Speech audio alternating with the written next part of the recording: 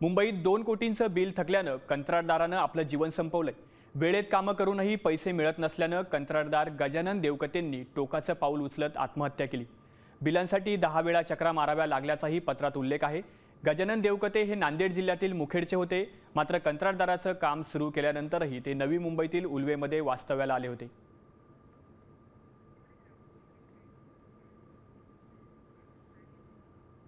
दरम्यान कंत्राटदार गजानन देवकते यांनी बिलं थकल्यानं वर्षभरापूर्वी कार्यकारी अभियंत्यांना पत्र लिहिलं होतं।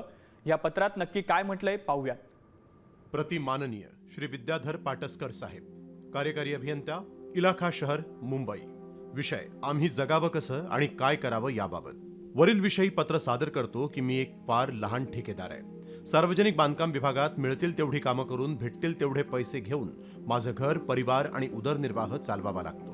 पण गेल्या 2 वर्षात ज्या अडचणी, जो त्रास आम्हाला होतोय याचा विचार करून फार वाईट वाटतंय। लहान ठेकेदारांना कामं मिळवण्यासाठी 10 वेळा काही अधिकाऱ्यांकडे फिरावं लागतं आणि कामं करून सुद्धा बिलांसाठी देयकं मिळवण्यासाठी 10 वेळा फिरावं लागलं तरी पाहिजे तेवढे कामही मिळत नाहीत आणि पैसेही मिळत नाही। आम्ही फक्त शासनाच्या आलेल्या निधीचे आकडेच ऐकतो, पण आम्हाला पैसे दिले जात नाहीत। आम्ही प्रत्येक सब डिव्हिजनला कामं मागत फिरतो, पण आम्हाला कामं दिली जात नाहीत। पैशापुढे कोणालाच काही दिसत नाही। म्हणून मला जगावं कसं आणि काय करावं हा प्रश्न उद्भवतोय।